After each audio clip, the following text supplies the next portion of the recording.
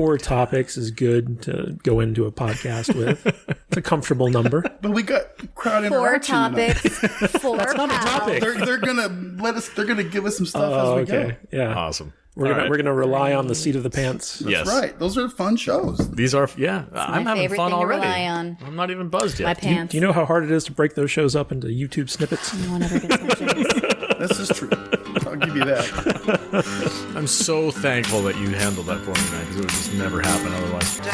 Welcome back to another episode of the Salty Nerd Podcast. I'm your host, the Salty Nerd. Today's episode, we're going to be discussing What We Do in the Shadows. Season 1 recap, review, discussion, nerd talk, leading into Season 2, which is arriving when? Do we know? A couple weeks, I think. The 15th. The 15th of April? Yeah, in fact, I set my DVR today. Oh. Tax day? Yep. Well, tax day is July now. Yeah, tax day got pushed back. 10 p.m. FX. But, Right on. you know, blood-sucking vampires, tax day kind of goes hand in hand. Yeah, the government. It's an omen. Yeah, the government, blood-sucking. Yeah, same thing. Stealing your soul. It's all the same. There are 2 absolutes in life. Yeah. Vampires. And taxes. And let's see, what else we're going to talk about? Westworld, the best freaking episode of Westworld ever. Season Matt 3. still didn't understand. So good. Dude, it was amazing. Hater. How good was that episode? All right, we'll be talking about I that. don't know. I couldn't understand any of it.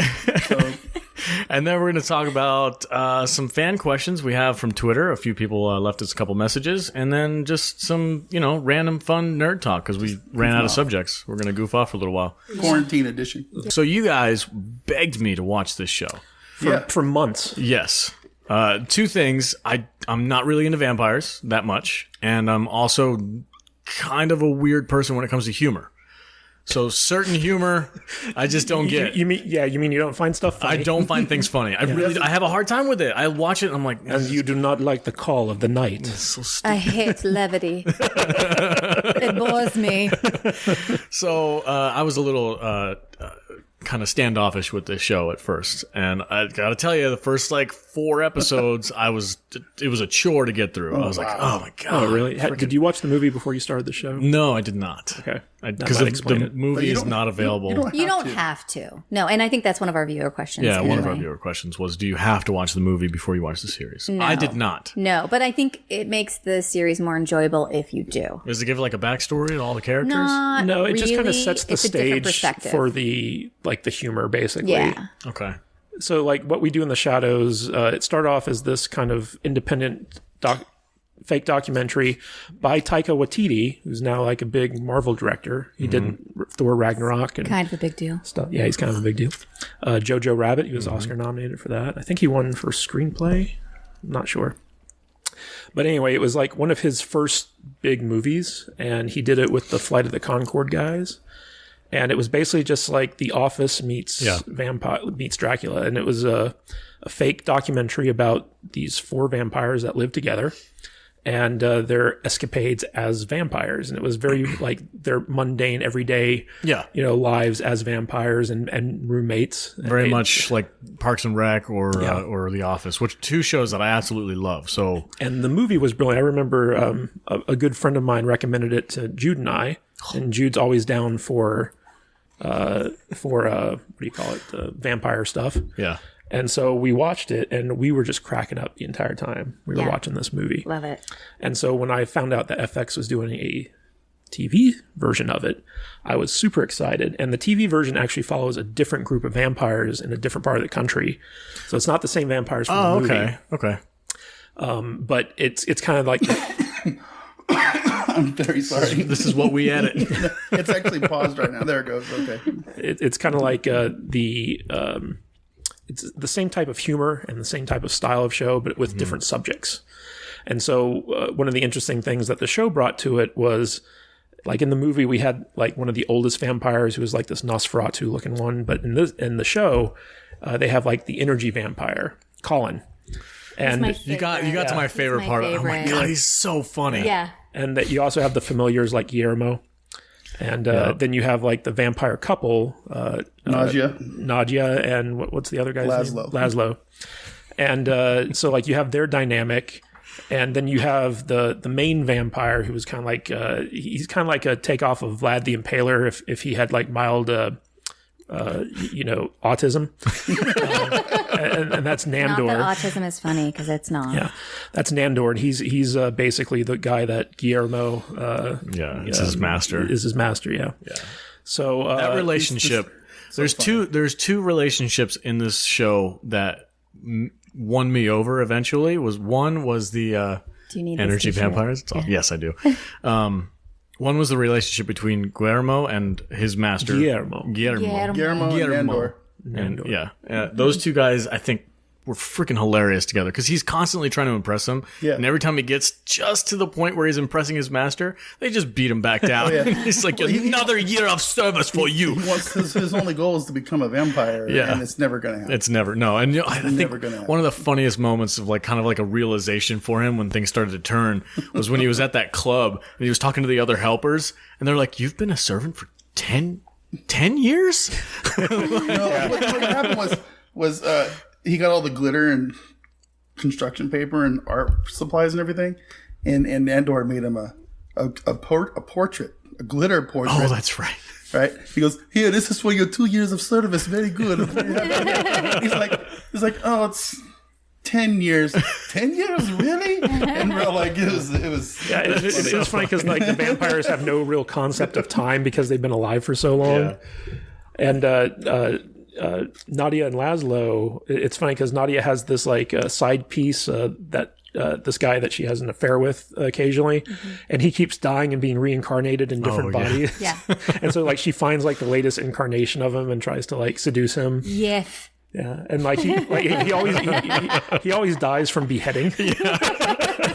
That last episode when he was riding his motorcycle and he just chopped his head off. Yeah, that was pretty funny. I didn't see that coming. That was good. And then there's the new girl who got turned into a vampire by Nadia. Guillermo was so jealous of her too. He was so mad. I thought he was going to kill her. And then you have the Baron who comes to visit, who's kind of one of the big vampires in the vampire culture, and he wants to. Take over Rhode Island? where they're living? I found out something cool about him today is that he's played by the same actor that plays Saru. Saru. In Discovery. Star Trek Discovery. Yeah, Doug Jones. Oh, Doug Jones. Yeah, Doug Jones is a big prosthetic actor. That's cool. Yeah, but he's one of those guys where the vampire's so old that he looks like part man bat. Yeah. So basically, this is all about these very mundane aspects of vampire life and the different characters that kind of come into it. They have a feud with some werewolves in one episode. Yep, I remember that. Which was pretty funny. And my apartment's going to smell like wet dog. And Guillermo, despite his best efforts, he keeps accidentally killing vampires. Oh, that was one of my most favorite realizations on the season finale when he was like, I'm part of the Van Helsing family, and he starts remembering all the vampires that he's accidentally killed. I was freaking dying laughing, awesome. Dude. It's so funny, and that is probably the only thing that really gets me excited for season 2. Well, but there's also the energy vampire. Remember, he met the female energy vampire, and they had a weird relationship.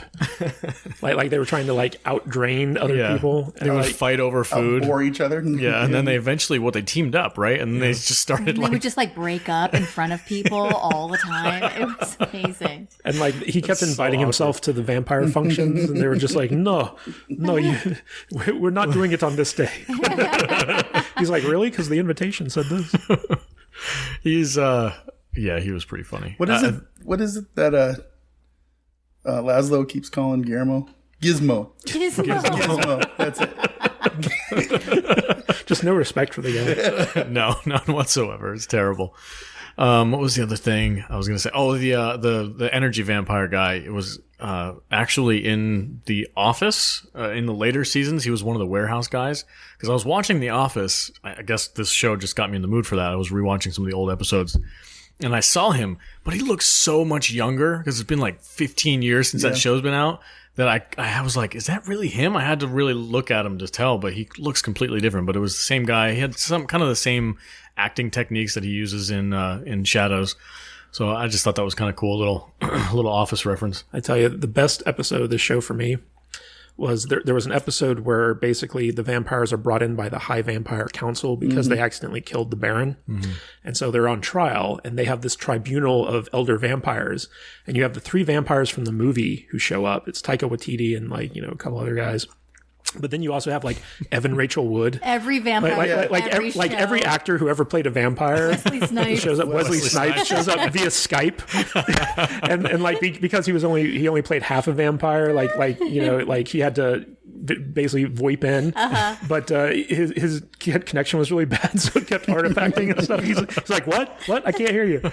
And they had Tilda Swinton there, as she was like the lead vampire, and oh my god, they had Danny Trejo from Dusk Till Dawn. Yeah, I like the little jokes from the show too. There was a story about how Laszlo made a little baby vampire and dumped it off on one of his friends in the Bronx because it's a bad no. You're not supposed to have make a baby vampires, right? Yeah, so everybody knows they go down there in the crypts, and there's Dave Bautista as a vampire, and he's there because they said he has made a 1-year-old baby vampire that when he was living in the Bronx, and he's been sitting in the waiting room for years waiting to go on trial, and then the baby, you see the baby is part of the council. Yeah. And then I go, and then there's the baby going, it's just like, this is pretty funny. And Dave Knowles, I forget his name, that actor from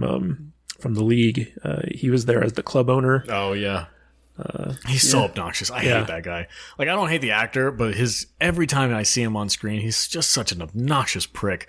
It's playing to his strengths, I guess. That's his character that he likes to play. But he did the same thing in Parks and Recreation. He was one of the radio show hosts called The Douche. And he just had the worst, bad humor. Hootie shoes. Hootie shoes. Yeah, I didn't realize Evan Rachel Wood was even in it. Yeah. And then I went on this today, and I just found out that she was on True Blood. Yeah. Oh. And I love that show, and I never put it together for some reason in my head. And it's like, oh, okay, well, that's where she's from. Because, but there's a lot of really subtle humor in the show. For instance, Laszlo likes to trim hedges in the shape of vaginas. Of the women he's been with. And his mother. His favorite vagina. Of his favorite vaginas. This one is not just. As you can see, it's very good. Dude, what's your favorite part of this show? Why do you love it so much? I love the humor in it. Just that understated, is it being shitty or is it being funny sense of humor, which is just right up my alley. When they go, and vampires.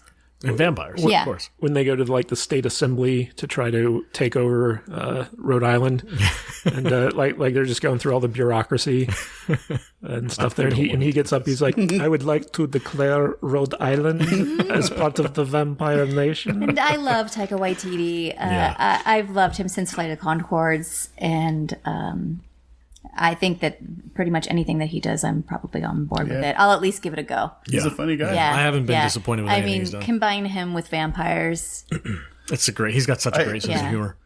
I always like getting in arguments with people who didn't like his version of Thor. Because it's straight up Taika Waititi is Thor movie. Yeah, for sure. Go fuck themselves. Yeah. It's like the people who haven't watched. You can edit me if you need to, sir. the people who haven't watched the original What They Do in the Shadows and weren't familiar with Taika before he kind of got his big break on Thor, just don't get where he's coming from. Right. Because if you look at even some of his interactions with fans where he kind of trolls fans. Yeah. If you look at his interactions, it's that's just his humor. He's not doing it like Ryan Johnson, where he's like mean-spirited or talking down to people. He's just as bad as Ryan Johnson. I'm like, no, he's not. No, he's not.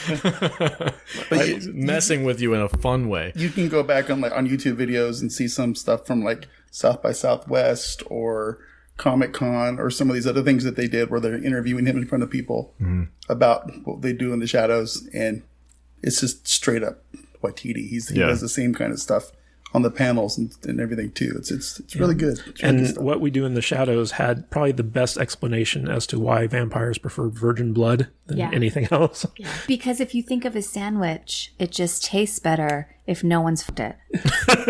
Is that That's what they say. That's what they say. They're like, why do vampires prefer drinking virgin blood? And it's like, well, when it comes to food, if you think of a sandwich, they just tend to taste better if no one's had sex with it. I believe it is. Fucked it, yeah. man. That's fine. You can't have tainted blood. Can't have tainted blood. Taint. He said taint. But it's Tainted Or he's like, blood. or the one part where they drink the blood of the guys that were on the drugs. I can't even use it. like there's a lot of funny things. Like for instance, like when vampires eat or drink actual food. I was just going to say. Yeah. Oh, yeah, Take it away. No. Jude. Matt talks too much. You go ahead. I mean, all I was going to say was that when what was his name? The Baron or something? Yeah, the Baron. When The he was like, Baron? I want to have a pizza. Yeah. I know it was meatballs. It's been a while. It's got since I garlic watched on it. but I don't care. But he was like eating like a meatball sub or pizza or something, and he just was like projectile vomiting through the city. Yeah, It's hilarious. Yeah, whenever vampires in this universe eat or drink anything real, they just start projectile vomiting like really badly. And it's absolutely like in the movie they they lure people into their house to kill them so they can to like eat eat them. And they're turning this one guy into a vampire, and they keep doing these mind games. Like they put a plate of spaghetti in front of him. They're like, "It's worms." Just to fuck with them. just to fuck Very with them. Lost Boys. Yeah. But then so this newly formed vampire who I guess became a vampire by accident. They're like in the movie, they're taking him out on the town and they're teaching him about his powers. And he's just kind of like, just going way over the top with this stuff. And while he's drunk, he just starts telling people, I'm a vampire. And they're like, yo, you got to cool it with that because there are people that want to hunt vampires. Yeah. And he's like, what? Yeah, I'm only telling a few people. And then like vampire hunters track him down and like start like they kill like their roommate Dave in the basement. Yeah. Who's like the oldest living Dave is like vampire. Nosferatu. Yeah, he's Yeah. Nosferatu. That's funny. And I keep trying to find a GIF of Dave, but it doesn't exist. So if someone can make it, he never says a word in the movie No. either. he just He's hisses. he's just there. Just like Nosferatu. Yeah. Cool. Yeah, but all these characters in the movie and the TV show, they have such rich backstories because they live for so long, and they always have these like funny little vignettes where like they talk about something that happened to them like hundreds of years ago. Yeah. And because time has no meaning for them anymore, like they're just like so oblivious to And it's like it happened yesterday for them. and they're just so oblivious to modern life. Like there's an episode where they're hosting a sex party. The vampire orgy. And like they just start going through all the most depraved sexual things that they've done, and they're just like, yeah, it was a thing, It was like, Listening to Nandor, I listened to him describe the orgy today. It was really funny. It's like you do all this stuff, and then you wake up in the morning all covered in bites, and there's a vampire bite on my dick. And you're like, what's going on? It's just like all kinds of stuff. Yeah, this show, it did get better when I about halfway through the season, or maybe a little less than halfway. Like I did feel like the series started off like, it was trying to find its footing. Yeah, which usually is true of pretty much every show. Well, especially comedies. Yeah. But by about the time it gets to episode 3, like you know who the characters are, you know what style the show's in, and I believe that was the werewolf episode. And it just takes off from there. It's just so funny. And like we had to watch it week to week. We couldn't binge it. But the second season is starting up, and there's a lot of olden days before the quarantine. Yeah, the second season is getting ready to start, and there's so much stuff to explore with the show. Like especially with Guillermo. I'm really looking forward to that. Like I was gonna say before, the only thing that I like the show, but the one thing that's motivating me the most to watch season 2 is to see what happens with Guillermo. And to see him go Never gonna happen. full Van Helsing, and I so hope he turns on his that's masters. gonna happen. Yes, please. He's just gonna get fed up with these stupid vampires and start killing them. And also at the same time want to be a vampire. Yeah, he's gonna be like, I want to be like Blade. Be a war against himself. I think that's going to be a really cool, fun little storyline to take. Yeah, the humor in the show just hits on all levels. Is for me. Watiti still involved in Oh yeah, writing? he's and an everything? executive producer. Yeah. Okay, cool, good. I don't think the show would be happening without him. I'm looking forward to it. Matt, do you recommend this show to our listeners? Oh, absolutely. I've been wanting you to watch this show for the last 6 months so we could talk about it. Love it. Nadia and Laszlo, they're both bisexual swingers with an open marriage. Yeah. So anything's open. Sounds perfect. It doesn't even matter what Doesn't species. he always get jealous? Doesn't he always get jealous and want to kill the other dude, though? Yeah. Yeah, a little bit. And I think, isn't that how he started having this, like, life loop of getting beheaded? Yeah. Yeah. Yeah. Laszlo's always the guy who sets up the situation. She always finds his reincarnation. Yeah. It's funny. But also that girl who gets turned into a vampire. Whatever happened to her? She's still around. Yeah, she's I still lost there. track of her. Was she still in the house? But it's so funny because like when she doesn't know what's happening to her, like she's literally like dead, and her roommate finds her. She's got like a fly crawling on her and stuff. She's in, like, the ambulance. Yeah. She's like, what's up? When she turned into the bat for the first time was probably the hardest laugh I got. Yeah, because the vampires can metamorphosize into like bats and stuff. And this girl at the start of her powers. I just had a moment. I just remembered one of the belly laugh that you were just talking about. The moment for me was when one of the vampires tracks down his lineage and he finds out he has like a great 30 times great granddaughter who's still alive. She's like 90. Yeah. He taps on her window and she keels over and dies from a heart attack. Yeah, because she's so scared. Yeah. And then they go to the freaking funeral and they're on fire sitting. Oh, that's right, because they went inside the church. They're in the church. This show's so great. He's sitting there. They're like, "I'm sorry, we have to go now." He's like, "I'm staying," and he's on fire. That's pure Waititi, though. Yeah. That's perfect. That was the belly laugh moment for me. That show got me right then and there. So like every time a vampire gets turned into a vampire, they get like a unique power that's special just to them. Yes. What was the college girl's power? Oh, she was invisible. Invisibility. Yeah. And she's like, nobody even knows who I am. And then poof, And she's like, oh my God, you're a superpower. You have an amazing vampire power. You are invisible. No one can see you. You are literally look like you're not here. You're nobody. I'm so proud. And it is funny because when Like, I feel like kind of a fucking nobody. And she's like, I'm so proud of you.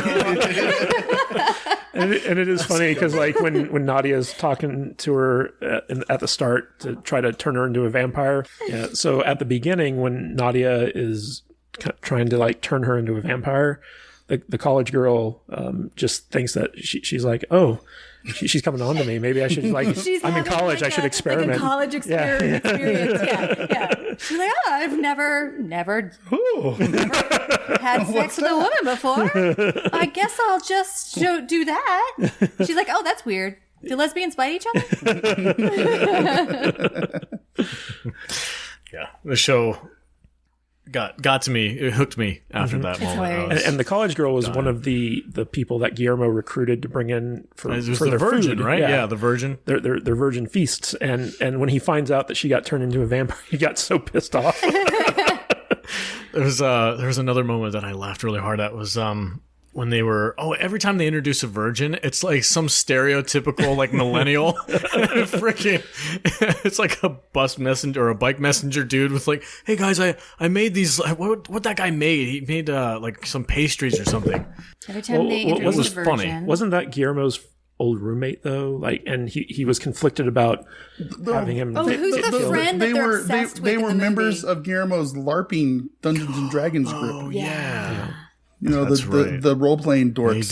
He felt bad for having him over. 'Cause Yeah. He's like, I hang out with these guys. literal incels. Literal. Yes. Who's the friend that they're obsessed with in the movie? He's a human, and they're all just like, he's just a really cool guy. I forget. I don't remember either. It's been so long since I've seen the movie. Yeah, and then I I gotta watch it. It's not available on Hulu. I was really bummed out. No, It's on Amazon. You can buy it. Amazon Prime? I'm not paying for Well, it. it's not on free Amazon. It's not free. I pay a subscription You are the price. only one here who has a job. You could probably Buy rent a it movie. for $99 or something. Spend $10. You can bucks watch it here. on a We've damn bought movie. it. Oh, okay. I gotta watch Because we spend money like we got some. For now, we're gonna enjoy it. I don't have any money.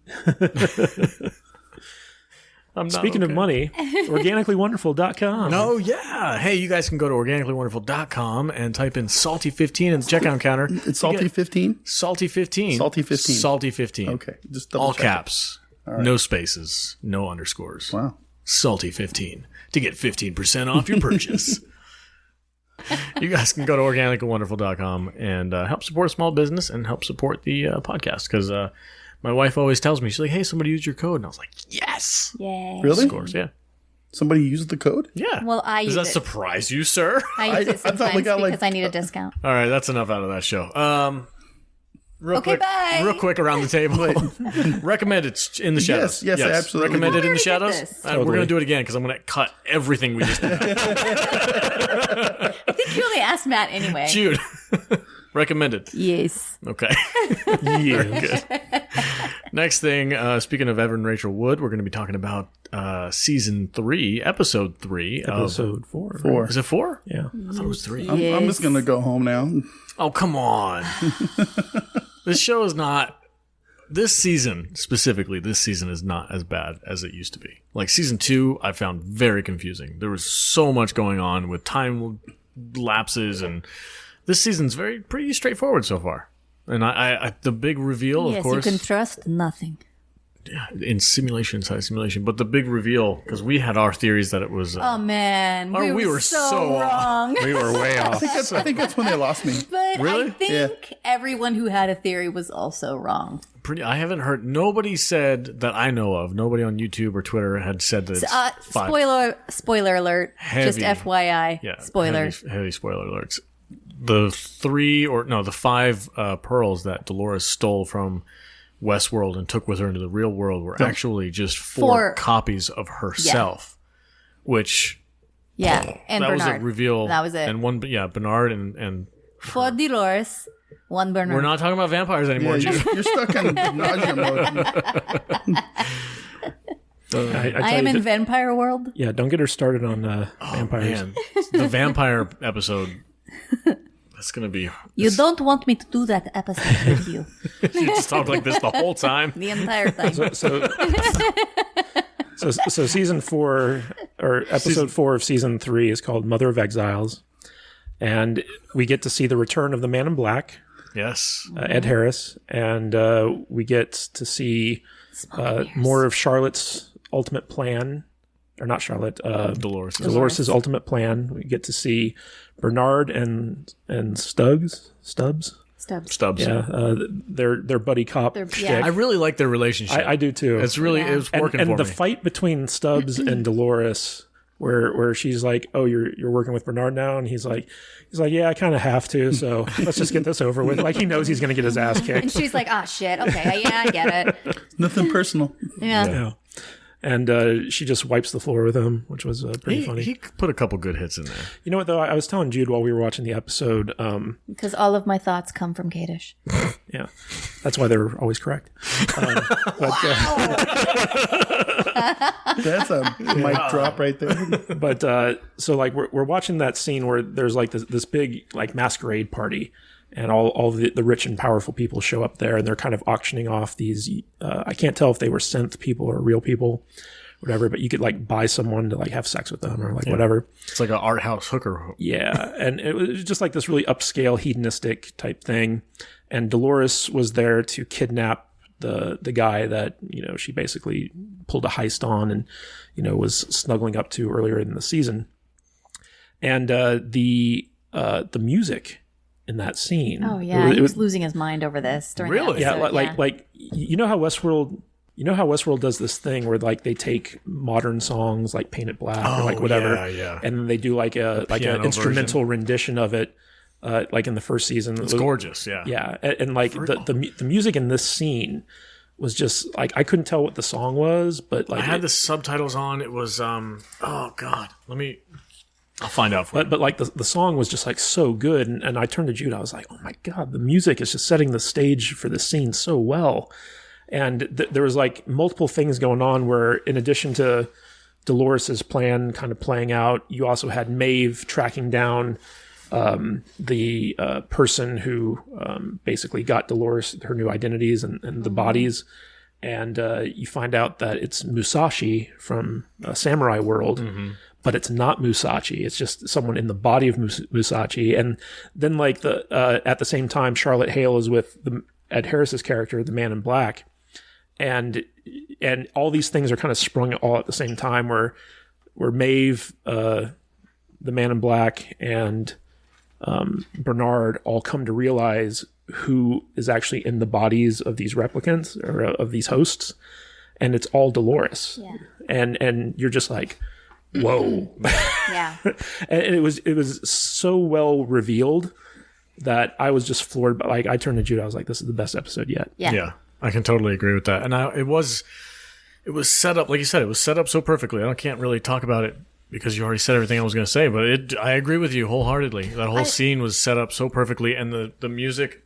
What's the guy's name that she's like there to kidnap? Is it like Luke or something? I don't remember. He's the owner of the Rehoboam Yeah. computer algorithm thing. I love how like all of his friends are on drugs and they're just watching her like beat the shit out of Stubbs, and they're like, these drugs are awesome. Like not believing. That was a good, good moment. But yeah, because they think she's dead. They're like, that's not her. I'm totally hallucinating. This drug is awesome. Yeah, that was a funny moment. And there's just you had the scene with Maeve and who's the bad guy in this? Sirach. Is he the bad guy though? Well, he's the antagonist to Dolores, and so like he's the one who brings Maeve to Bernard's place and kind of gives her the rundown, and you see him, essentially torturing this one guy and killing him. But that was the first time like we've actually seen him do something like really like heinous. Yeah, he was torturing that guy. He showed like, hey, this is what's going to happen to your family if you don't give me the information. Well, when he put those glasses on the guy that they were interrogating, he didn't say that he was torturing them. He said that like, this is what's going to happen if you don't help us. Yeah, this is the to future. Your family. Yeah, and so like he's got this like very accurate predictive computer model. Yeah. That something bad's happening. And he also reveals in this that there was some type of nuclear holocaust that hasn't been mentioned before, and that Paris was completely wiped off the map because of it. Yeah, that was a big reveal. Yeah, I just remembered that. That's right. He was like it was a flashback of when he was a young kid. Yeah. And she was like, if you wanted to impress me, you should have taken me to Paris. And he's like, I wish I could. And then they have the flashback of him overlooking where Paris used to be, and it's just a giant mushroom cloud. And that was kind of like guys in their coronavirus ensembles. Yeah, or they're radiation in their vans. suits. Yeah. And that was like his motivation for like, I need to shape the future of humanity if humanity is going to survive. And not since that nuclear fallout has there been a threat to humanity as big as what Dolores is currently presenting. So do you think he showed the guy that he was torturing a version of the future where Dolores takes over and they go full Terminator? And it's like Skynet and people are dying. He's like, this is what happens to your family if I don't get what I want, because this is the ultimate fate of the world if the people I'm fighting against win. Mm-hmm. Huh. That's interesting. I didn't see that because how right now, accurate could that be? I mean, we know the computer is like super intelligent and can predict futures. I mean, his computer was basically controlling the world until Dolores showed up. And honestly, for me, I feel like this guy has such a god complex. Yeah. And I'm still He's not not a good guy to me. I'm still not It's not a good guy, but you know what I really like about him, if he is in fact a villain, quote unquote villain, is that he has that motivation that really good villains have, where you are kind of like, well, he kind of has a point. He thinks he's right. He's the good guy for the other side. Yeah.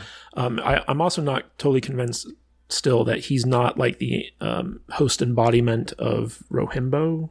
Rehoboam. Oh my God. Rehoboam. Rehoboam. Rehoboam. Rehoboam. There you go. I'm not convinced that he's not the personification of Rehoboam, the supercomputer. So I think Hacks Dogma did a video on this. He was comparing the moment where Maeve was in the World War II era and the computer algorithm, which was a synthetic, like virtual matrix, that one, didn't we? and everything froze. Even people's hair, bullets, everything froze. There was nothing real or actual tangible in that world, as opposed to when she freezes when she's with Sirach, her hair is still waving back and forth. Yeah, so and that that's the indicates differentiation visually between indicates a simulation in the real world. Exactly. Well, also the simulation is done in widescreen anamorphic. Where they pointed out that they changed the aspect ratio when it's a simulation as opposed to full screen when it's like the real world. But I don't think that because I think last episode I said that I think that Serac could just be like a computer program manifestation of Rehoboam. But You love saying that. It's nobody else knows how to say it. Even the Nerd Soup guys, they Well, we all have our superpowers. but they read the Bible. he could be a replicant host. Or don't, whatever you Did I want. just trigger you, Vader? It's a good work of fiction. He could be a replicant host that has like Rehoboam's kind of a direct line to Rehoboam's consciousness, and Rehoboam is the thing that's controlling him. It's very odd. You're talking like Architect and Neo type thing? No, I'm talking about like basically he the body of Sarah is just a puppet for Rehoboam to control wirelessly. And you think he's a host? Yeah. Oh, okay. I think he's a host for Rehoboam. Okay. Now I could be wrong. He could just be like another Ford type character who's like just super smart and he's a regular human. You think we'll see Ford again? No. Probably not. No. I think Anthony Hopkins wanted too much money or something. But They spent all their money on that dragon. but it's funny because Anthony Hopkins within the context of the show, he's the metaphorical God, and at a certain point, God steps away from his creation, and so what Serac would be like Lucifer, the fallen angel, type metaphor type thing. Wouldn't that be more like Bernard though? Because Bernard was Ford's sidekick. Well, Bernard could be considered maybe like the Archangel Gabriel? Michael or something like that. But it does seem like it's setting the stage for this like There's a lot of biblical references in this dark episode. versus light type war and stuff like that. And everyone has like different motivations, which aren't necessarily wrong, but they are in conflict. But the way with they're one going another. about them can be perceived as being wrong or too harsh. And we got to see a lot more of Aaron Paul doing his thing in this episode, which was really cool. Where like Dolores really pulls him in to help her out with the heist. Oh, the banking scene was awesome. His It acting was very in that tense. scene, yeah, his acting was on. Yeah, because they injected him with this blood that had like some type of crypto marker in it that would allow him to pretend to be the banker for this guy that they were which I trying to thought was rob. weird. Like Totally Emmy worthy. Yeah, and such a turd. It's brilliant. They had this. I thought that was kind of weird, almost a little bit too easy. I think because they stole the guy's blood and they said, "Hey, look, you have 15 minutes. His blood markers are in your body, and you'll be able to pass this scan." I'm like, they don't have a photo of somebody like, "Hey, this is what he looks like." It's all based off of The blood the blood. is the truth. Should have done Shadows second. It's all about the blood. Stop it! but Blood is life.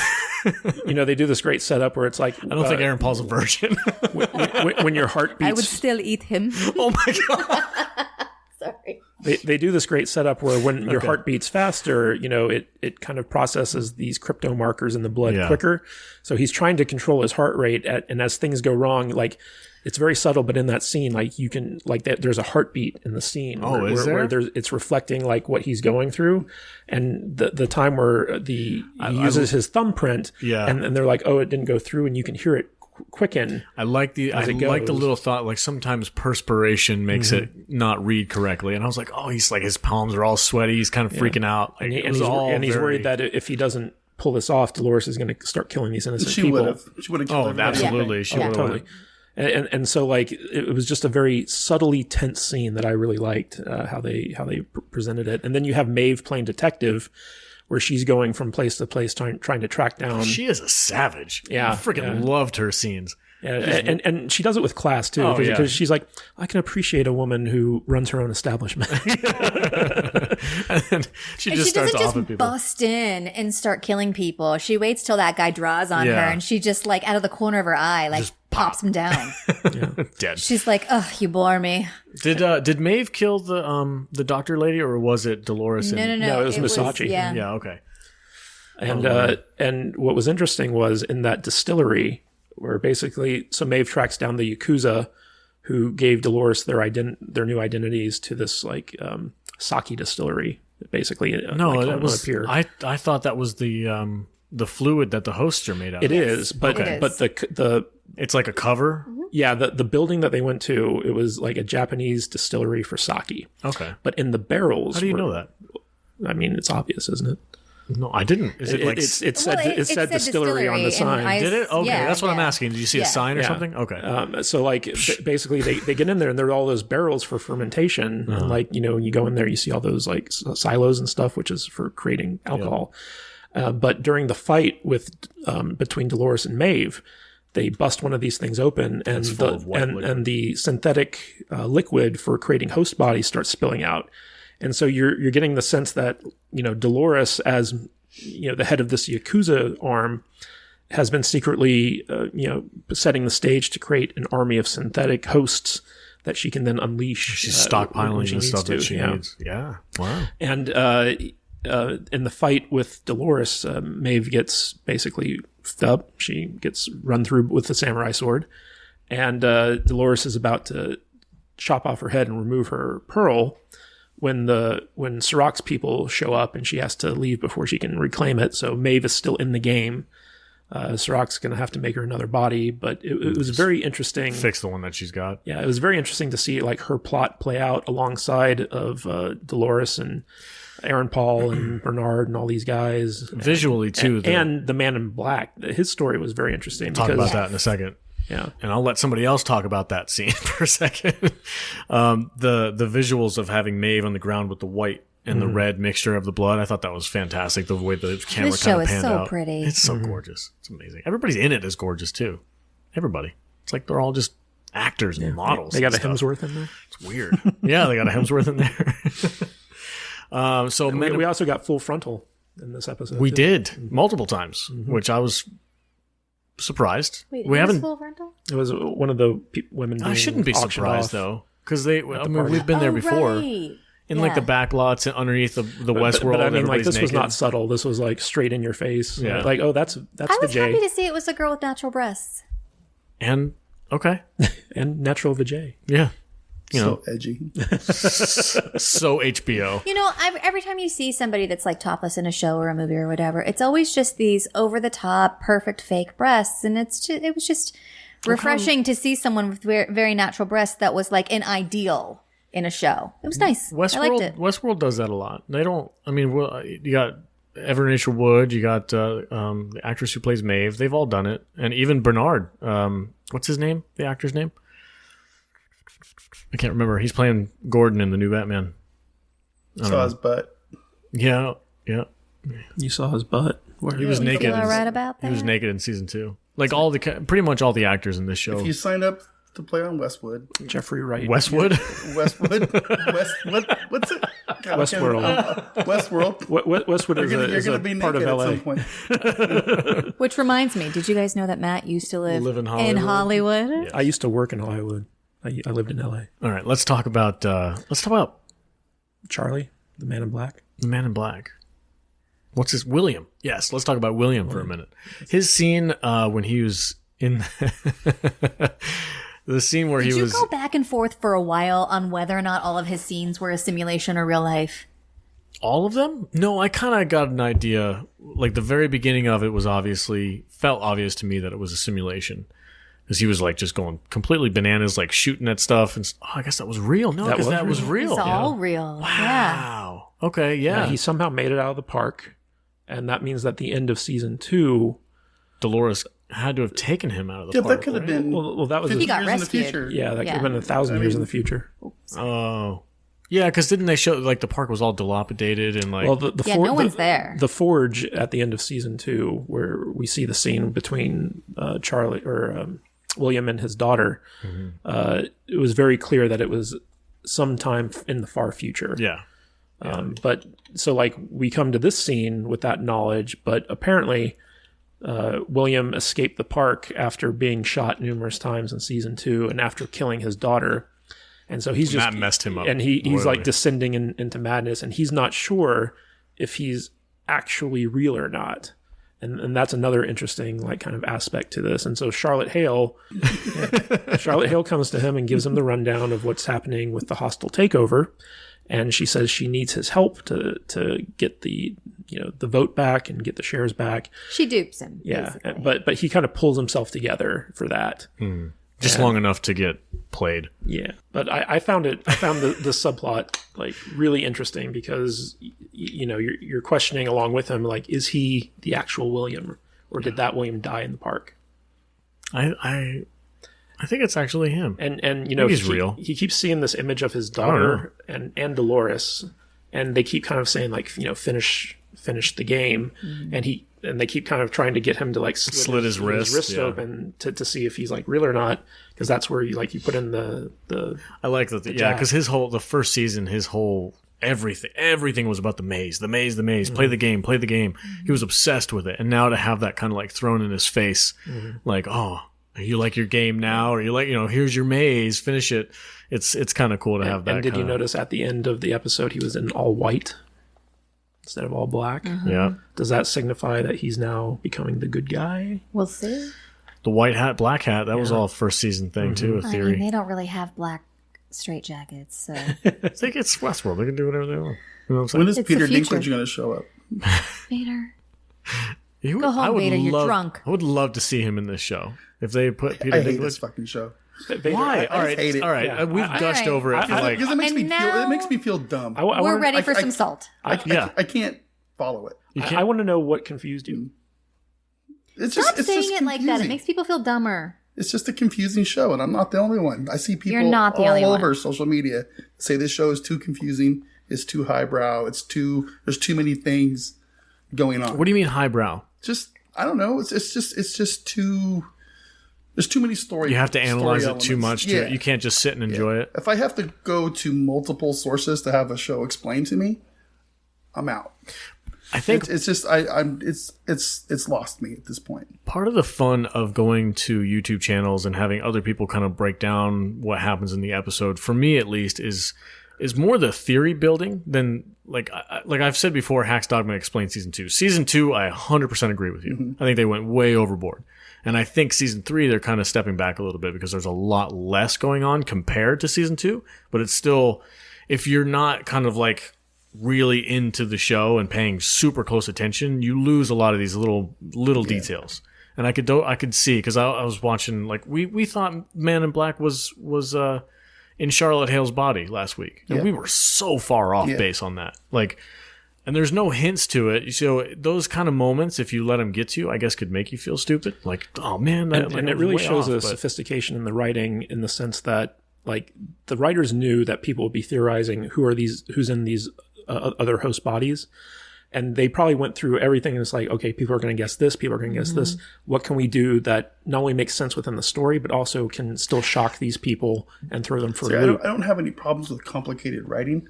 I just feel like this show is above and beyond complicated. You think it's like purposefully deceitful? Maybe I don't know.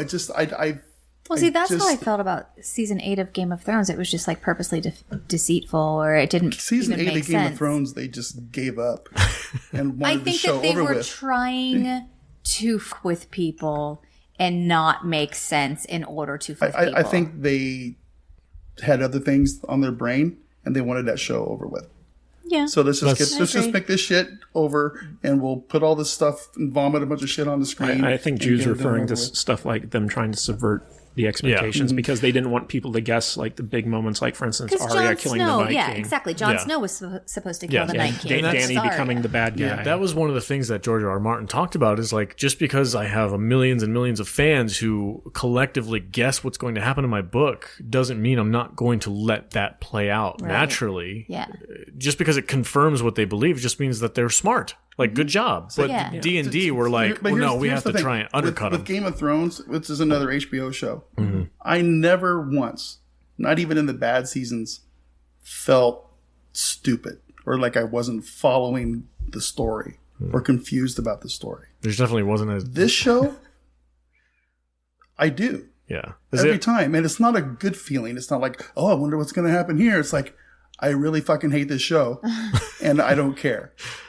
So because you lost. they've just pissed me off at this point. Okay. So you lost interest in it because you're exempt from having to watch from now on. Yeah, you don't have to watch. No one wants you to feel stupid. It's 15 minutes of my life, and there's nothing else going on right now.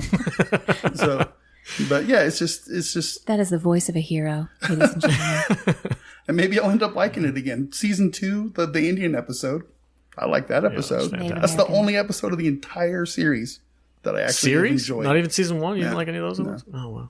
See, I felt this last episode, episode 4, was the best episode of the season yet. So great. And I had such a high when that episode ended. I was just like, I'm surprised we didn't high five. We were jazzed about it. I was like, this is some of the best TV I've seen in a long time. We jumped up and chest bumped. Yeah. No, we didn't. We didn't really. I don't see Matthew The only Cage. thing I've kind of liked about this show is the aesthetic. The near future modern. Do you connect aesthetic. any? And it's Singapore. That's a real place where they're filming this at. They just added a few things. Yeah. You saying Singapore's a real place? No. The city. Well, they're filming all these sets. They're not doing a ton. I thought it was filmed in New York City. But The cities looks gorgeous. Yeah, it does look everything. Cool Everything is gorgeous. The architecture of that bank. yeah. Even the helicopter, beautiful. Yeah, but those, like I said last week, though, those drone taxis. Yeah, those were just a few years away from those. I don't know what to in call it. I called reality. it a helicopter. Yeah. Is there any characters that you do connect with that kind of like keep you interested Caleb? at all? No, not really. Not really. But you know what's interesting is that the real world so far. So Westworld's in a small island close to China. China. And the real world that we've seen thus far has been kind of relegated to Singapore. And so it makes you wonder, like, is America still around? Is Europe still around? San Francisco, supposedly. Well, but Yeah, remember they were traveling, right? Yeah. They were in LA too. Yeah. okay. So, but the revelation that there was like some type of nuclear holocaust that happened. You're wondering how. I wonder what the landscape is, and they're kind of drip feeding that to us. They're kind of giving us like these little glimpses at like what's the state of the world now. Yeah, I was so blown away by the other half of this episode that I totally forgot about that scene with Paris under the nuclear bomb. Like that is totally like vanished from my memory until you guys were talking about it. And I was like, oh yeah, that was like a really big moment. And like you said, it's helping with the world building, kind of laying the groundwork for what the humans' world look like. And so the other thing I wanted to talk about, I don't know if this is confirmed or if it's just a theory or not, but Westworld, the park, is an island off the coast of Japan in the Southeast Sea. South China Sea. Yeah. See, okay. That's because I like you said, they're kind of dripping these little hints here and there where Bernard is like, hey, I need to go to Westworld. And he gets on That kind of threw me too, because I don't know any islands out there that have so many different ecosystems on it. That's the other big thing too, with is the Southwest desert Well, motif. but if you watch the first season, like there was a whole scene where Ford was literally like reshaping the landscape while he was like having breakfast. So like they have the technology to basically build these islands and reform them any way they want. Yeah, I remember he was in the vineyard and off in the distance they had this giant like terraformer bulldozer looking thing. So my question is it a dome?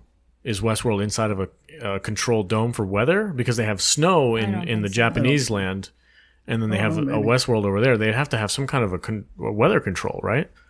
So is it like Truman Show style, where it's just like so many acres of... I don't believe it's in a dome, but I believe that they have like control of every aspect of that like location. Because if you remember, like just underground, underneath it, it's just offices and places where the people work. It's like the thing from Resident Evil, where it's just like a giant beehive underneath just a small little concrete they building. do have the big circular map thing, right? Mm-hmm. So maybe there is some kind of a domage. Well, I think there's some type of satellite network above it. Yeah, but I don't think it's underneath a dome. Okay. Necessarily, because otherwise Bernard wouldn't have been able to get back there just off of a ship. Your dome. That's true. That's a good point. See? All right, there we go. Now we're cracking the case. But they did have those pylons out in the ocean that kind of marked its boundary. So I was getting a lot of Lost vibes from how this island is set up. But Vader, what I wanted to know is, like, what specifically about this episode did you find so confusing that pissed you off? It's the whole show.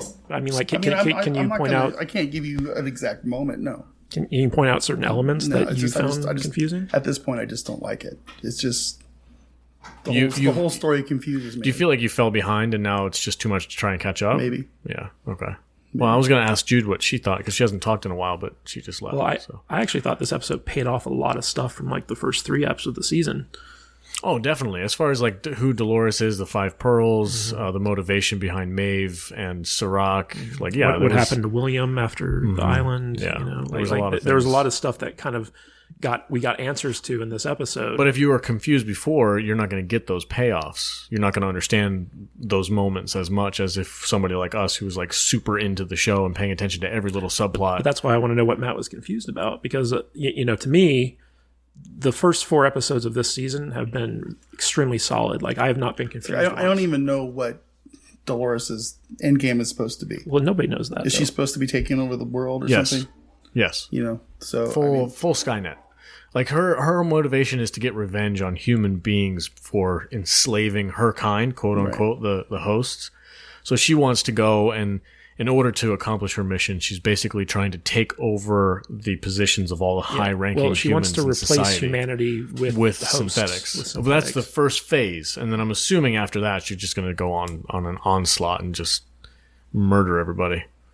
Possibly full Terminator mode. But that's her ultimate plan. Is basically she wants to liberate her people at the expense of humanity. Which Maeve brought up a good point against that. Is like, you want to liberate your people, but you just brought 4 versions of yourself. Like that's pretty selfish. Yeah, and you left them there to suffer. Now, there's a great kind of contrast in this show between ideologies.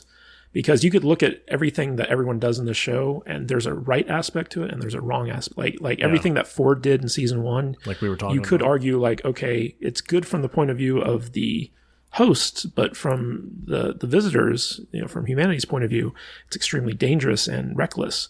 And so, like, and you even have this thing with Bernard where he's like actively trying to stop Dolores, and so, like, you get these different viewpoints, and you can't really point to any one of them and be like, yes, they're in the right, because humanity has gotten to a point where it's almost deserving of being wiped out. Yeah. You know, so it's especially with how they're keeping people. But there's also that part of Dolores that she brought Bernard along with them. Yeah, that's because I need somebody to go up against me. Well, why? Well, yeah, why would you do that? Why would you bring your own arch nemesis along with you? That's exactly so what she in did. response to Maeve saying, like, you only brought 4 versions of yourself and you left everyone there, like, Dolores said, well, if you want something done right, you got to do it yourself. So, I mean, you know, my perspective is I'm on Dolores' side, and yeah, if you want something done right, you do it yourself. So from her perspective, like, she needs to liberate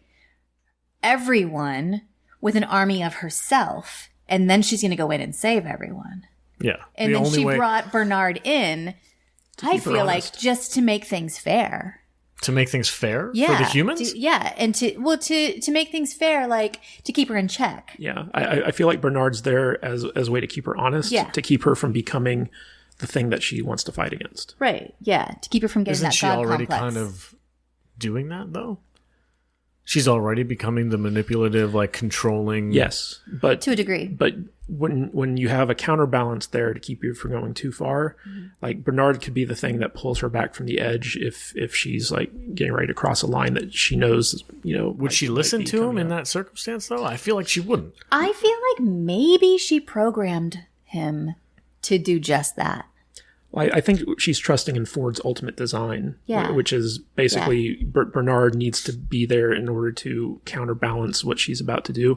But I also think you're going to see Aaron Paul's character play into that as well. Yeah, for sure. And there's also the possibility that she reprogrammed herself in order to, like, if Bernard, if she gets to a certain point and Bernard checks her on something, she may have altered her own code to be like, you can't go beyond this point, and here's your check balance. It's Bernard. Yeah, and we've also seen how, like, Dolores' programming can be affected. Like, the fact that she was in Charlotte Hale, and she felt like Hale was trying to, like, get to her, and she was having all these difficulties being in Hale's body. And how each version of her is different. The moment that they had together when she was trying to, like, console her and calm her down, and then she put her in the bed and curled and, like, spooned with her.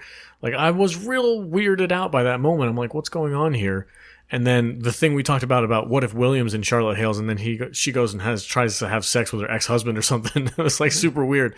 But now that we know it's all Dolores, the context of those scenes changes drastically. Completely different. Totally. Yeah, she was like holding herself, like consoling herself, Yeah. the only person she can trust. Yeah. And the other thing about like, if you want something done, do it yourself, is if she would have brought a bunch of other hosts Like in, like Teddy, then they would have complicated the whole scenario for her. But she knows what she wants to do, and if she can use her own, program to do that, then Yeah, ultimately at her core, she knows herself and she trusts herself. And it's the only person that she does know and trust. I think the moment, as far as like an acting thing goes, when Charlotte Hale looks at William and says, "I know you to your bones," like I felt like that was Evan Rachel Wood saying that line. It felt so much like Dolores. I was like, oh.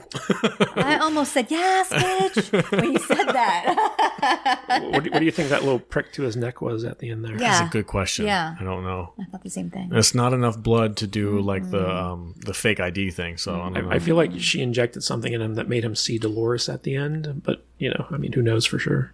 I like that they brought the daughter back because I liked her in the last season. And it's cool to see her. And she's kind of just a ghost of... Is she a hallucination or is she a simulation? I'd say hallucination. I think I'm leaning towards some hallucination. All right, that's enough of this highbrow nonsense. Highbrow. Matt Vader, Falutin'. read me some fan questions. What do we got you today? Yeah. Only- I have we one always- too that hit me up directly. Okay, cool. Are we waiting for Matt to get back? Yeah. Are we? We don't have to. I mean, He's been talking an awful lot. talking an awful lot. I'm going to go ahead.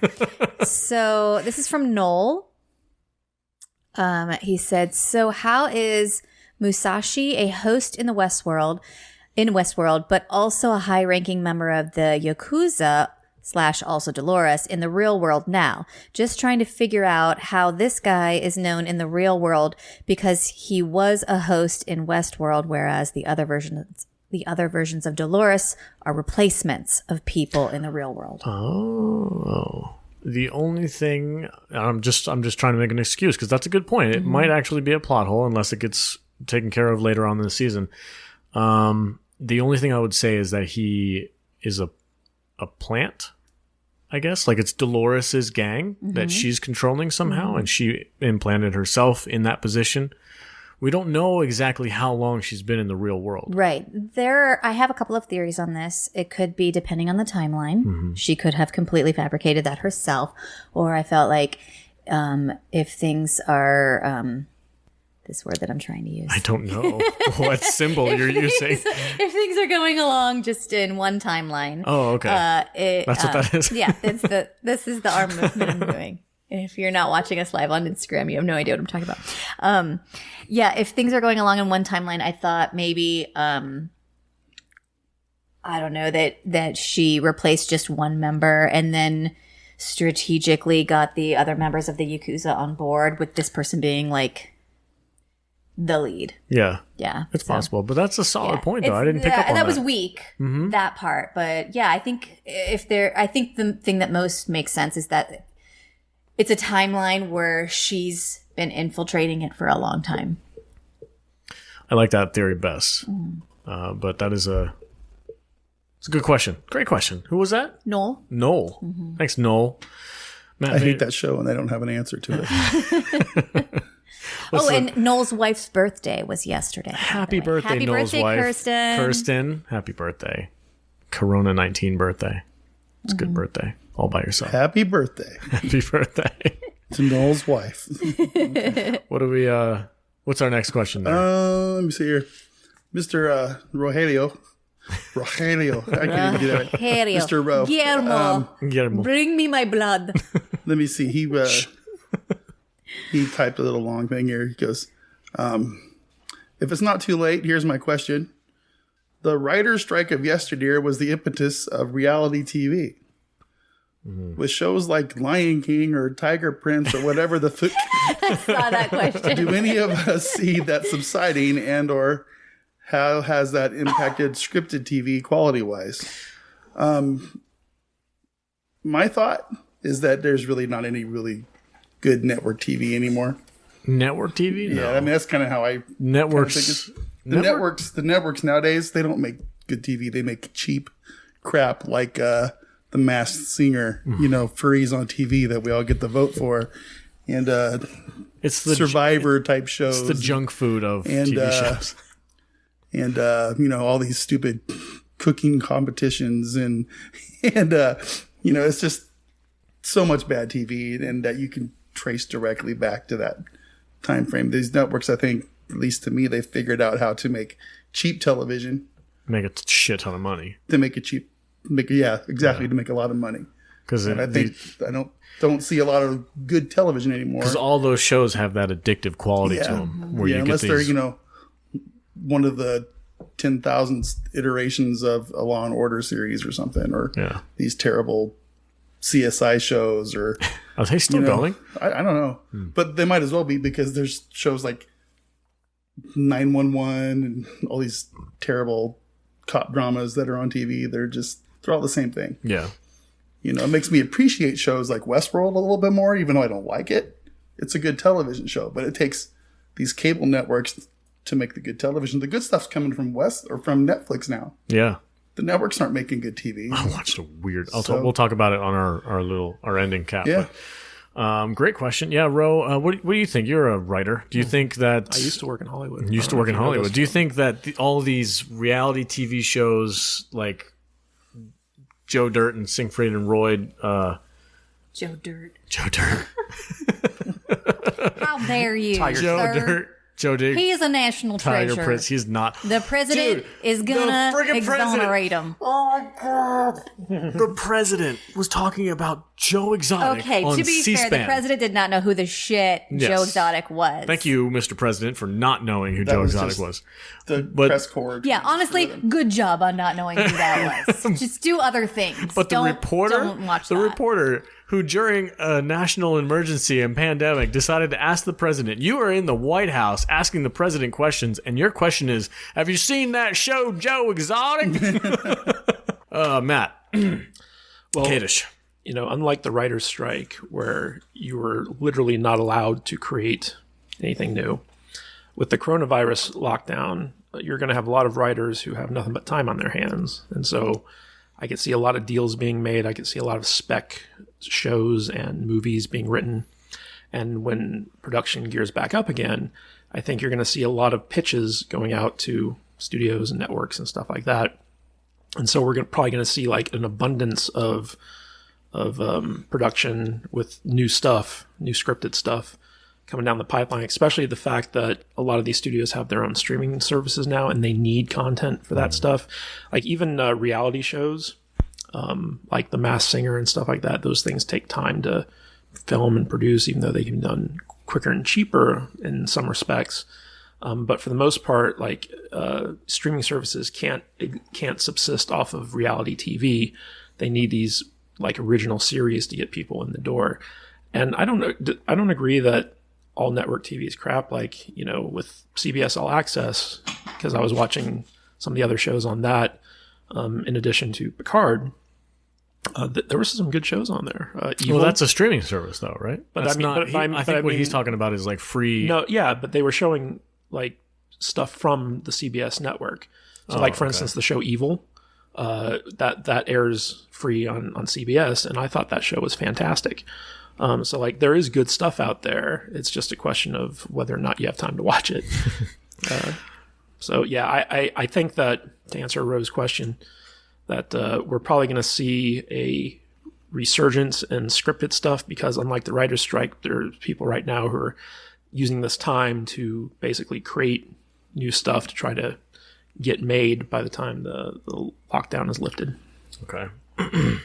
Do you have Nicholas Sheffer, Patreon of the podcast? Do you have his question up? No? Okay. Nick's question, Patreon of the God damn it. Stop giving me alcohol, Jude. It's all your fault. Patreon of the content. I did it a third time. Patreon of the podcast. Of the podcast. Dear Lord. Nick Schaefer. God, you got to tell me if I'm saying your last name right. I feel terrible every time. Question from Kevin Colosi. I'm assuming that's your friend. What do you think about the new... What do you think about the new information that's come out about Johnny Depp and the fact that he was the one being abused? Do you think Hollywood will welcome him back with open arms, or will they reject his ex-wife, who I believe she was the woman who played Amber Heard. Amber Heard. She played Aqua Woman or whatever. Mira. Queen Mira. Aquaman. So what do you guys think? Johnny Depp's situation is a pretty tragic one because he's been thrown under the bus by the movement, the Me Too movement, for being some kind of an abusive man, and it turns out that that's the exact opposite of what's true. So do you think people are going to come back? Does he want to come back? I mean, he's freaking... He needs the money. He really does. So he's going to start doing new movies. And oh, yeah. Like, I think... Will it be the same? I hope. Are we talking like just like reboots of Pirates of the Caribbean, or do you think he's going to go for newer stuff? I don't know if he's going to necessarily be getting some quality scripts for a while. He's That's kind messed of up, though, because it wasn't even his become a fault. caricature of himself with the whole Jack Sparrow character. He's still a box office draw, though. Like, I can sure. still see people, paying his asking price to get him. And I can in also movies. see it going the way of Mel Gibson in that shitball movie you watched last week. It's a fantastic movie. Probably more like Nicolas Cage, where he's just doing things to pay the tax man. Yeah. I mean, I Nicolas think Cage got some pretty good movies out now, too. I was just going to say, I think it'll take They're a way while. outweighed by his bad movies. Yes. But I think when Nicolas Cage did Mandy last year, people were like, that was a great movie. So I think he'll probably do some crappy pay the bills movies, and then after some time, I think maybe he'll get a good script, and I hope that he'll be smart about it, and he'll come out with a wowzer. Throw him in the MCU. They need a new hero, right? They could make him Moon Knight or something. Who knows? Hasn't Amber Heard already been kicked off the No. She hasn't? Aquaman movie? No, she hasn't Is officially Aquaman 2 even replaced. happening? I haven't heard any news about that. Oh, yeah, it's happening. Okay. Anyway, $1 billion. It probably I hope should. season 2 comes out first. I watched the Jason Momoa movie this week. You did? It What was was it? fucking bananas. What was I'll tell you about it after. Okay. What do we got? That's part of our BS comments. Do we have any more comments from listeners? I don't know. None that I know of. Oh, that was only 2, right? Yeah, that's all, because we only have 2 fans. Nick and Ro. All right, cool. I watched the Jason Momoa movie this weekend, which was absolutely Tell me all about it. batshit crazy. Okay, so Did he ask about me? let me pull a Kadish and set the stage. You're learning, young Padawan. So, you from need what I music? understand, which is never explicitly explained in the movie, they turned Death Valley, right outside Can of you Vegas tell here, me what the name of the movie is? The Bad Batch. Okay. The Bad Batch is about this kind of makeshift prison that's created out of just a gated off area in the desert. So I don't think it's ever stated where, but I This just sounds assumed awful. Please tell me more. Here's the thing, right? So if you get in trouble in society, which we never see, Is this post-apocalyptic? it kind of feels that way, yes. If you get in trouble in the real society, you get put into the Bad Batch, which is like you get thrown into this arena, Thunderdome style. And you're just kind of left on your own devices. Nobody ever tells you anything. What's happening is inside of this area, its own like really up society is kind of growing and kind of created itself out of all these inmates and prisoners and terrible, terrible people. And they're all cannibals because nobody knows how to farm. Nobody knows how to create food. So when they get these new batches of people in, they kidnap them and slice them dice and take limbs and cook them on the grill. There's the whole introduction, the first 30 minutes of this movie is just this girl gets escorted into this area, thrown into the middle of the desert with nothing but gated barbed wire fences around. And she just walks in like, oh, okay, I guess I just got to go hang out. I guess I'm in trouble now. And then she gets kidnapped. And the next thing you know, she's being woken up by somebody sawing her arm off. Oh, jeez. And it's not shy about it either. It's like full gore. And Okay. and Jason Momoa murders a person and eats them. He's a bad guy in that batch. Yeah, there's no good guys in this movie. Okay, and here's another thing that's really cool is once things kind of get established and the movie continues on, you have Keanu Reeves pops up as some kind of like Lord of the Flies type dude who's just running this. All right. I'm in. I'm watching. Well, wait, because I think I might have something that. Well, no, you might like this though. So It's right up my alley. it's totally batshit crazy. So the girl who gets her limbs cut off, she eventually survives. She murders the people who are eating her while they're eating her. She whacks them over the head, right? And she escapes. And then like a certain amount of time passes. There's like no speaking in this movie. Like there's very, very little dialogue. It's all just visual and character moments. And she gets onto this blood trail of revenge. Like, I'm going to kill everybody in here, right? She wants to get revenge for all the people, all the cannibals, these weirdos who are eating other people. And she goes off. She ends up killing Jason Momoa's wife. And then I'll let you guys kind of take the movie from there. And I don't want to spoil the whole thing for you, Yes, but it's I'm going to go home and watch it tonight. it's after on pretty demand, too. freaking bananas. Here's the thing. Jim Carrey's in it. What channel? Where is this on? Christ. It's on Netflix. It's on Netflix. Not on Netflix. It's Okay. called The Bad Batch. Jim Carrey's in it, and he plays a mute homeless person who's just kind of meandering around the desert. Merander? Whatever. Jason Momoa. Reading people's rights. Keanu Reeves and Jim Carrey. And they're all cannibals. And they're all cannibals. I'm so in. I'm so in on this movie. God It damn it, is I think so I'm in. freaking bananas. I have to watch this Like I now. said, it's kind of hard because there's no dialogue. There's like very, very few speaking moments in it. Like a couple. You started telling us about it, and I'm going, I've seen this movie before. Have you? It's called Escape from New York. It's called... No, this is different it's called though. the Ray Liotta movie, The Island. No Escape. No Escape. I was just going to say, in 1994, there was a Ray Liotta movie that had this great exact movie. same plot. Yeah. Great movie. Anyway, go watch it because I'm impressed that you remember that as well. it's friggin' bananas. There's a horror movie that reminds me of this too, and I can't think of the name of it. It's like a revenge plot. Speaking of horror movies, have you all seen The Purge, right? Mm-hmm. Okay, No, you know I never that watched The Purge. you never watched The Purge. Have you heard at least the siren that they use? Yes. Okay. I love it. Okay. Great. So love it. apparently, Yes, this is so funny. have you heard about this already? oh, yeah. A police officer in Louisiana was using one of his sirens, not specifically from The Purge, but it just so happened to be almost an exact it's the same same- siren. it's the same siren. It's the same siren. He's going around the neighborhood because apparently they have a curfew out there.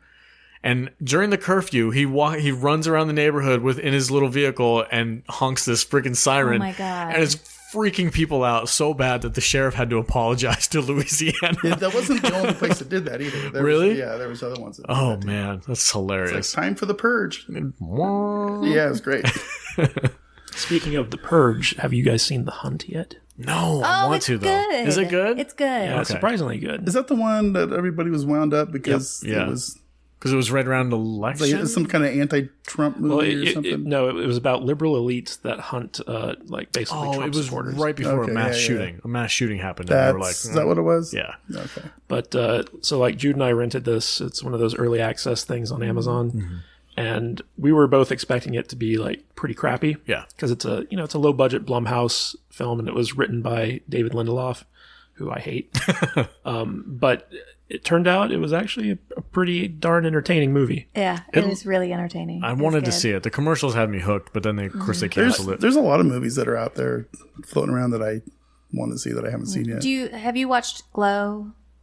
The Gorgeous wrestling Lady? show? I Yeah, have not. it's on Netflix, right? Yeah. Yeah, so also good. a Netflix show. Yeah. Alison Brie. So the main character on that plays this woman. Her name's Liberty Bell, and she's just like Americana, and she's just very good. And she's a wrestler, and she's a character, and she's like good America, and she's Southern, and she fights for what's right. And in this movie, she's like a total degenerate dirtball, but also Southern. And it was just a really cool contrast to her character. It was fun to cool. watch. But she's also a total badass. Yeah, she's Yeah. a total badass. Yeah, I didn't like the ending of the movie, but everything leading up to the ending was Yeah. was really entertaining. Yeah. Like there's a lot of satirical humor in it, and the political messages they actually do a pretty good job of showing both sides. So like the liberal elites are just like complete slime balls, but also like the people they're hunting are like pretty terrible as well. Yeah, and the whole premise of the movie is based on a joke. What? Whose joke? So these Set the stage. elitists Yeah. were joking via text. Somebody got about like them hunting like dirtballs, and somebody got a Deplorables. hold deplorables. Yeah, Did and they somebody got actually a say hold- that in the movie? Yeah. Oh, nice. And somebody got a hold of their texts, and they all got like fired from their jobs. One of their phones got sued. hacked and released on the internet. And everybody on the internet was like, "Listen to this shit that they're saying. But they call it something like some kind of manhunt, that there's a name for it that they call it. And they're like, it's happening. It's real. We've always known that it was real. Like Listen to them. conspiracy they're theory. talking about it. Like they have like an Alex Jones type guy who has like a podcast and he's talking about this. And go ahead. And here they were just bullshitting. They were joking. It was all in jest. And then because this blew up off of this one text thread, they were like, you know what, we're going to do this. And they do it. Yeah. Wow. They're like, because we've already been convicted of the crime, we're just going to commit the crime. Yeah. All right. And We're so, going like, to kidnap Double jeopardy. 12 people and we're going to kill them. Wow, that's crazy. so they basically, there's like this little island that they own, and they kidnap a bunch of people, fly them to the island, and give them weapons, and then they start hunting them. And it's really funny because the people hunting them aren't very good hunters either. No. So like everyone's just kind of like fumbling their way through this thing. Probably drives every single gun nut out there completely crazy to watch these people fumble. and it's really funny because like the interactions with the liberal elites who are doing the hunting, like they just keep sniping at each other because like some point somebody will like misgender someone, and then they'll be like, hey man, that's not cool. Yeah. And like they'll give people like a real like hard time. There's a couple at one point and they're like, oh, and the one guy is like, oh yeah, I shot the black guy. And she's like, you can't call him that. And he's like, oh really, I can't call them that? And she's like, they're okay with me saying that they, and he's like, are they? yeah, like the satire on both sides is pretty heavy in this movie, and it's kind of refreshing actually, because like they don't just like single any one particular political belief out. Make fun of they make fun of everyone. Yeah, I was out. I'm back in. I guess I'll watch it now. So. What about you? It was surprisingly good. What about you, Matt? What have you got on your quarantine watch list? What have you been binging? I watched a few movies this week. I watched Jay and Silent Bob, the reboot. Oh, was that any good? I know you're a big Kevin Smith fan, right? If you liked Strikes Back, you'll like this movie. Right on. Because it's the same movie. Okay. It's literally the same movie, except his daughter has a much more prominent role. Kevin Smith basically said it's the exact same movie. Yeah. That's pretty funny. Yeah, it is. It is. What else did I watch? I went through this one already outside on the back porch, remember? I think that's all you said. We just talked about ourselves. We weren't allowed to talk about anything else. I watched something else. Oh, The Black Hole. Yeah. The Black I Hole? watched The Black Hole. What is that? it's an old Disney It's movie. before your time. Came out when I was 9 years old, Oh, way before my time. 1979. And it was a movie that Disney made to, I want to say, kind of throw their hat in the ring with Star Trek and Star Wars at the time. That was right. Except it was not done well. What's weird is that they got Oscar nominations For special effects. for special effects and that kind of thing, but it hasn't aged well. Yeah, I mean at the time It the has not special aged effects well. were like big. Are they on par with like Star Wars and stuff? No. Is it live action? Yeah. Okay. Yeah. And it's called The Black Hole. It's called The Black Hole.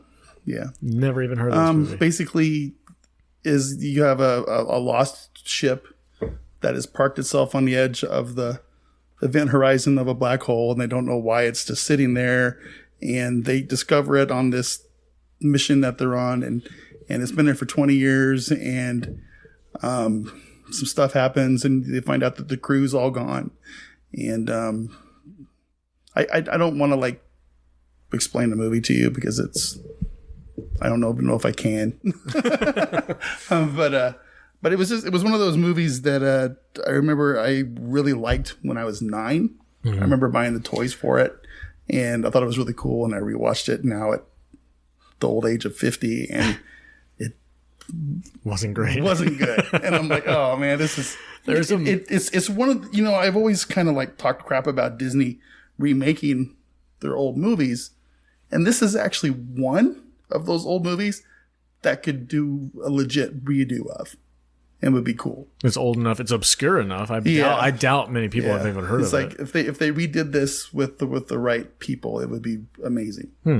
I'm gonna have to check that out. That sounds interesting. It was one of those movies. I thought it was strange because it was made in 79, right? It was released in 79, but the aesthetic of the movie, it feels like it was made in like the 60s with those old weird Oh, really? sci-fi shows that used to come out back then. You know? Flash Gordon and stuff? Yeah, and they didn't do it on purpose that way. It wasn't like a callback. No, it was. What are you doing? It was strange. Just the uniforms and the hairstyles, the aesthetic of the ships that they used. It's like they were like two different styles of movies that they were kind of clashing into one. It was odd. I'm gonna have to check that out. And Ernest Borgnine was in it. Roddy McDowall, right? I think he was the voice of Vincent. Roddy? No, Yeah, that guy from Psycho, right? No. Oh, That's not Roddy McDowell. Not Roddy McDowall. What's his name? Roddy Piper. No, that's the wrestler. Who's Roddy McDowell? There was an old movie that I watched when I was a kid that tripped me out when I was younger. I think it was The Magic Phone Booth or something like that. Something phone booth. That's a cartoon. I don't think that was ever turned into a movie. It was a live action, but then the kid went into like the cartoon world. You're thinking of Toll Booth. Something Toll Booth. God, what is the name of that movie? Shit. It's like Magic Toll Booth, right? Or something like that? I don't know. The Phantom Toll Booth. Phantom Toll Booth? Yeah. Okay. That movie is trippy as hell. Check it out. I will. I'm kind of curious what you think about it because it's not good. It's not good. It's not good. We got anything else you guys want to talk about? You guys are all on your phones looking at shit. Jude and I watched Bad Boys for Life last night. The third movie in the Bad Boys saga. Was Martin Lawrence fat? He was fat. He was puffy. He was puffy. But you know what? That made him more interesting. Because it fed into his character, right? Yeah. He didn't do any woo-sawing, though. Which I was real disappointed us. pissed. I didn't get any woo-sawing. Yeah, like he was still into the new age stuff, but he didn't do any woo-saw. I was hoping that the captain would woo-saw because he's the old school woo-sawer. But the interesting thing I would have been happy with any woo-saw. is that it set the stage for a spin-off. And so like I'm getting the feeling that Sony's trying to do with Bad Boys what Universal did with Fast and Furious, where they're trying to turn it Shaw and stuff. Yeah, they're trying to turn it into like its own little cinematic universe. Don't spoil too much. I'm not, but just like the very end of the movie, Go ahead. they had this setup for a possible spin-off. Vader just had an epiphany. That was the other movie I watched this week. Bad Boys? Bad Boys? No, Hobbs and Shaw. I watched that one with my wife. I loved it. Yeah, it was great. It was great. It was all right. Terrible bad, but still good. Interesting. Not nearly as bad as Fast and Furious Tokyo Drift. I love Tokyo Drift. You're an idiot. Wow. No, the action was just Way over the top. Yeah, The air in the room just got dumber because you said that. Wow, it was. That was The Rock and Jason Statham. Yeah, And I knew I mean, exactly what I was going to get. It's cheesy action flick, When right? they- the best part of that movie was just their interactions with one another. I about lost it when Kevin Hart showed up. I was not Sky Marshal? expecting that. Yeah. I was not expecting that. That was good. No, he had a good little cameo. But the part at the end where The Rock is on the back of a tow truck and he's literally holding a helicopter at bay with his muscles. Oh, yeah. Like he's got a chain wrapped around his arm that's attached to a helicopter, and he's keeping the helicopter from flying away with his bicep. To be fair, he was back in his homeland where he is Samoa. Yeah. where he is strongest. And they did the haka dance from C. Oh, that's right. Same one. Same one? Dude, I was like, only is there one. just one? I think we talked about this There is before, only huh? one. I think there is. But it's funny because it was the exact same haka dance that he did in Fast and Furious 7 with his daughter's soccer team. Yes. Because he makes the soccer team do the haka dance to intimidate the other team. The other preschooler team. Yes. But Hobbs and Shaw was goofy, fun, but completely ridiculous. Yeah. Yes. Yeah, Perfect. for sure. Highly recommended. Like even the bad guy, like Where's it available? Do you guys know? it's on Amazon. I watched it on one of the streamers. But the bad guy played by Idris Elba, he's basically Black Superman. Yeah, that's what he calls himself. Yeah, that's what he calls himself, and he's like this genetically enhanced super is he soldier. okay with you calling him black? Yeah, well, It's quoting the movie. yeah, they're fine. Are they? But what's weird is that If so Leonardo DiCaprio can play in Django Unchained, I think we're okay. Idris Elba's character in the movie, his backstory is that Jason Statham shot him in the head and killed him back when they were like squad mates together in some type of military unit.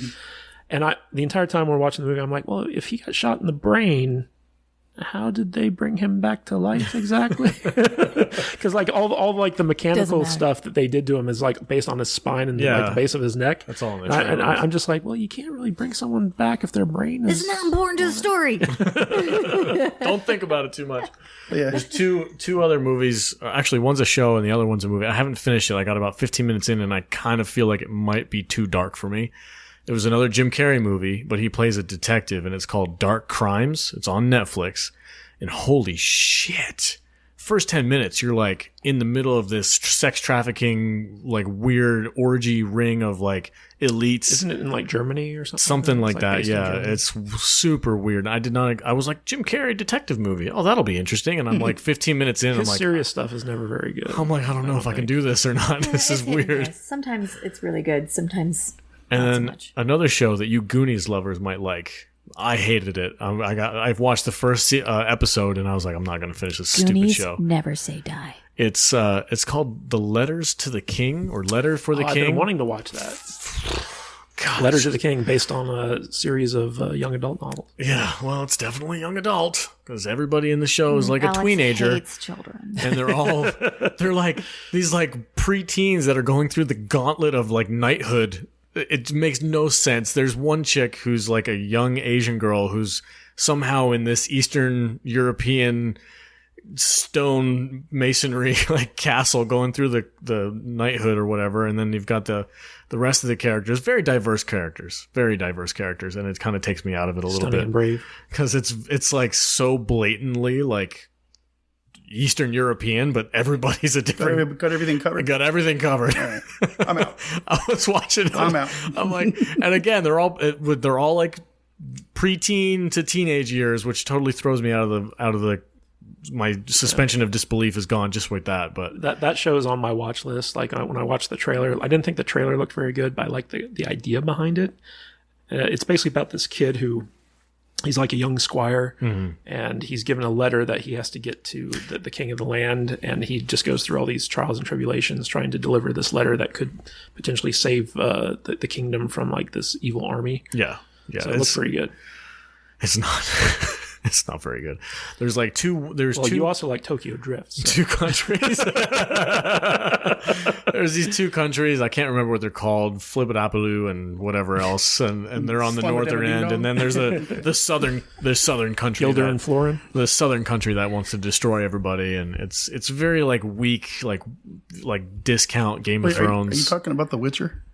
No. I'm not. Because that's how I would describe The Witcher. It's worse than that. Got these two countries and all these very racially diverse people in this Eastern European setting.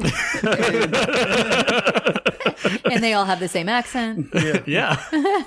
Oh, and the part that got me too is the main character is not very like athletically skilled. He's kind of I guess he's kind of a nerd, right? He's a book smart kid. He's not good at fighting, so he's losing all these fights.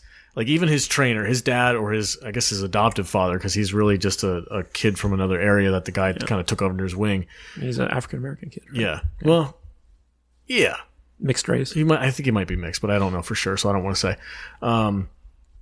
He's terrible at fighting, and the first half of the episode is all about how bad at fighting he is. But his father's like, he has other skills. He has heart to him, and he's obviously faster, and wizard. he's nimble, and he's got this and this. Like he's talking about, he's defending this kid because he loves him and he adopted him and he wants him to become a great person. And then in the very next scene, the kid and the father are together, and the dad just decimates this kid. Like, I paid those guys to fall for you so that you would get into this spot because I'm not going to let you fail. I don't care how bad you are. You're terrible at fighting, but I don't care. I just pushed you through anyway, and I greased the right palms. You're a garbage person. Just go do what I tell you to do. I'm like, what just happened? I'm so confused. So yeah, I didn't like the show at all. I'm not going to finish it. The first episode was terrible. We're getting to the point where it's hard finding stuff to watch because we've burned through so much of the material already in this lockdown. Yeah, and now we're on spring break, and I'm like, if all of the shows are going on spring break and not airing this whole week, I'm going to lose my fucking mind. Like, no, you don't get to take a break. You're essential.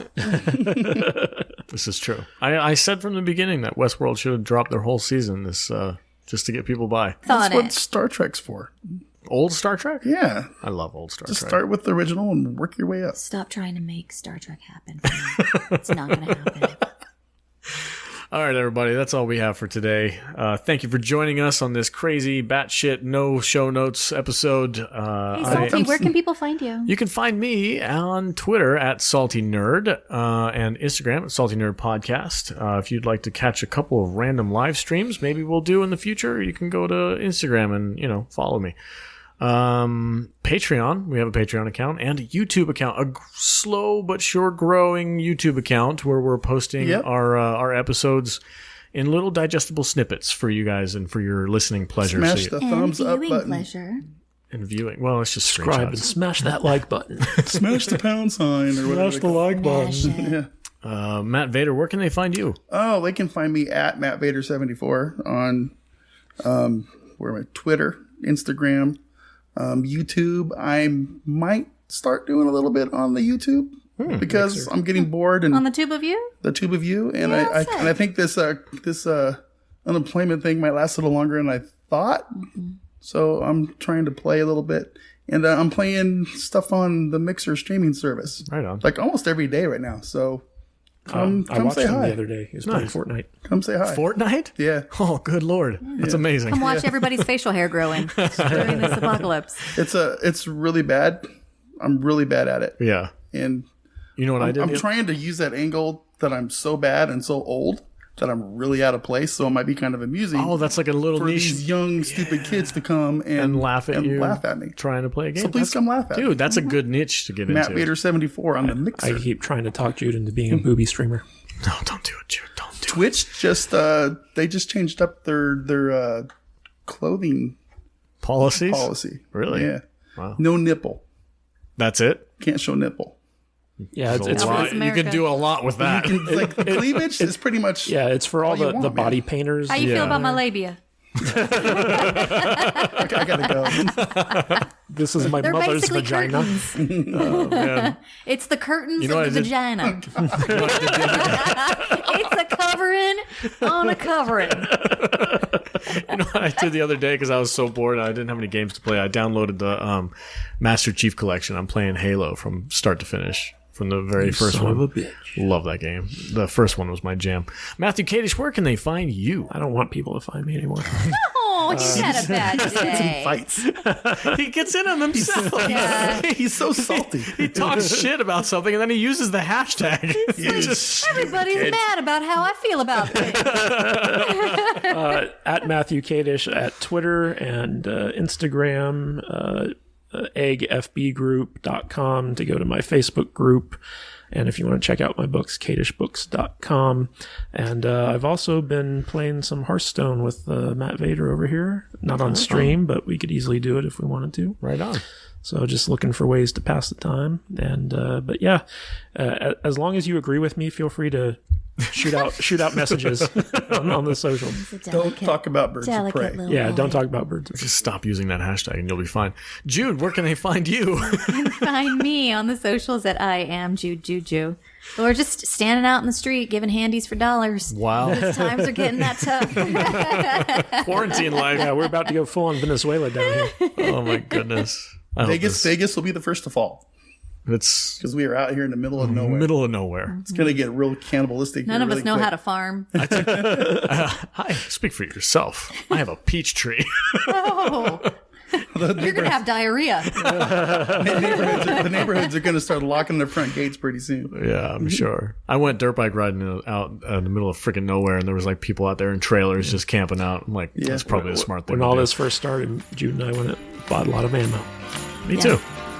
All right, guys. Thanks for listening. Have a great day. On that Stay note, safe. We're all packing heat. So come to my house. Fuck out. All right, everybody. Have a great night.